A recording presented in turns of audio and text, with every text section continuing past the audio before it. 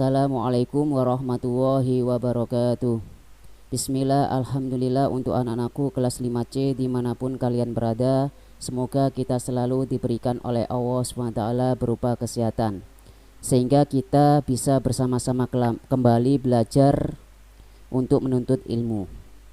Nah, untuk pembelajaran hari ini kita melanjutkan pada tema 1, subtema 2 di pembelajaran 6. Nah, anak-anak bisa buka pada pembelajaran 6 di halaman 46. Nah, di situ kita akan mempelajari kembali yang pertama adalah tentang muatan bahasa Indonesia. Nah, pada muatan bahasa Indonesia ini kita akan kembali kepada ide pokok, ya, menceritakan kembali isi teks berdasarkan ide pokok. Langkah-langkah menceritakan kembali isi teks berdasarkan ide pokok yaitu sebagai berikut. Yang pertama adalah catatlah informasi-informasi penting yang disampaikan dalam teks. Nah, yang kedua, buatlah ide pokok dari teks yang dibaca atau didengar, baik itu teks secara lisan maupun teks secara tulis. Yang ketiga adalah buatlah kalimat utama yang berisi ide pokok tersebut. Nah, yang keempat adalah buatlah beberapa kalimat yang berisi informasi-informasi penting dari teks. Yang kelima adalah perhatikan ejaan dan pemilihan kata yang saat membuat kalimat. Ya, jadi kata-katanya atau ejaannya harus diperhatikan juga. Dan yang terakhir adalah susunlah kalimat utama dan kalimat pengembang yang sudah dibuat tadi hingga menjadi teks baru yang secara sistematis dan terurut. Nah, itu merupakan langkah-langkah kita membuat ide pokok, menceritakan kembali ide pokoknya. Ya. Itu ada pada halaman 46, ya, anak-anak bisa buka buku penanya.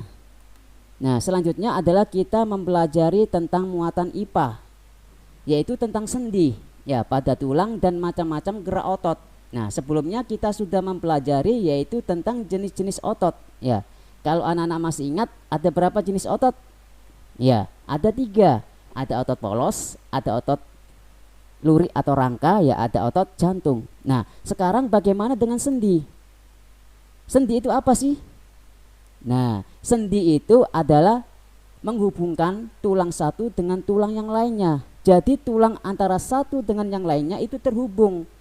Agar apa? Agar nanti bisa bergerak. Nah, itulah yang disebut dengan sendi. Ya, sebenarnya sendi ini terbagi menjadi 2. Ada sendi yang memungkinkan tulang bergerak, ada sendi yang tidak memungkinkan tulang bergerak. Namun di buku paket anak-anak yang kita pelajari adalah sendi yang memungkinkan tulang bergerak.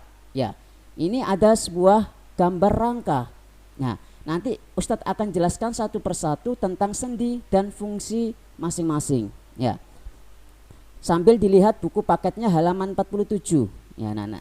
Yang pertama adalah kita akan membahas tentang sendi putar. Nah, ini dapat digerakkan memutar. Ya. Contohnya sendi putar adalah sendi antar tulang leher ini dengan tengkorak. Ya, itu adalah tentang sendi putar. Ada di posisi seperti itu. Dengan adanya sendi putar ini, leher kita dapat menoleh ke kanan dan ke kiri serta ke belakang. Nah, itu adalah sendi putar. Ya. Selanjutnya adalah sendi apa? Yaitu sendi engsel. Nah, posisinya di sini sendi engsel hanya dapat digerakkan ke satu arah. Nah, cuma menimbulkan gerakan satu arah. Kayak sama lihat jendela. Nah, ya. Kalau contoh pada kerangka ini adalah apa? Di mana? Di siku, ya. Di lutut juga ada, siku juga bisa, ya. Ruas jari tangan juga ada dan ruas jari kaki. Nah, itu merupakan sendi engsel yang hanya digerakkan ke satu arah. Yang ketiga adalah sendi peluru. Nah, dapat bergerak ke semua arah. Nah, ini namanya peluru. Ya, yaitu apa? Yang bisa memutar ke segala arah. Nah, contohnya terdapat pada ini. Ya. Panggul, tulang paha, tulang panggul, ya, ada lagi tulang pangkal lengan. Nah, jadi itu adalah sendi peluru. Dan yang keempat adalah sendi pelana, dapat digerakkan kedua arah. Nah, contohnya adalah ini. Nah, tulang ibu jari bisa, ya, telapak tangan bisa. Nah, itu merupakan sendi pelana. Dan yang terakhir adalah sendi geser. Nah, hanya dapat menggeser saja. Biasanya disebut dengan sendi kaku. Kenapa disebut sendi kaku? Karena apa? Karena hanya menimbulkan terjadinya sedikit gerakan atau terbatas. Jadi sendi geser ini hanya terbatas gerakannya, kaku sekali. Nah, itu ada pada mana? Ruas-ruas ya, pergelangan kaki juga bisa. Nah, terdapat di ruas-ruas juga bisa ya, ruas tulang belakang. Nah, itu adalah tentang sendi pada tulang. Selanjutnya kita akan membahas tentang macam-macam gerak otot. Nah, masih di halaman 47 ya, ada 5 gerakan pada otot. Yang pertama adalah gerak menekuk atau meluruskan ya. Ini adalah gerak yang dilakukan pada bagian sendi engsel dan pelana. Contohnya adalah gerak lutut, siku, dan ruas-ruas jari tangan. Nah, kalau lutut digerakkan itu merupakan contoh dari engsel dan pelana, gerak menekuk dan atau meluruskan. Yang kedua adalah gerak menurunkan atau menekan ke bawah menggunakan bagian tubuh. Bisa saja kita ketika menghentakkan kaki ya, dan menekan benda menggunakan tangan. Itu bisa kita gunakan adalah menurunkan atau menekan ke bawah. Dan yang ketiga adalah gerak menaikkan. Nah, gerakan ini dilakukan dengan menaikkan bagian tubuh. Seperti apa? Ketika mulut anak-anak terbuka kemudian kembali tertutup. Nah, itu adalah gerak menaikkan. Yang keempat adalah gerak memutar. Gerakan ini dilakukan pada sendi putar dan peluru. Nah, tadi yang kita bahas ada 5 sendi ya. Salah satunya adalah sendi putar dan peluru yang dapat memutar. Contoh gerakan kepala ya. Contohnya adalah gerak kepala menengok kanan dan kiri. Dan yang terakhir adalah gerak menjauhkan dan mendekatkan tubuh. Dilakukan dengan apa? Yaitu menjauhkan dan mendekatkan tubuh. Contohnya adalah ketika anak-anak merentangkan tangan, ya, ketika baris berbaris dan menggerakkan kaki ke arah samping. Nah, itu merupakan contoh-contoh atau macam-macam gerak otot pada manusia.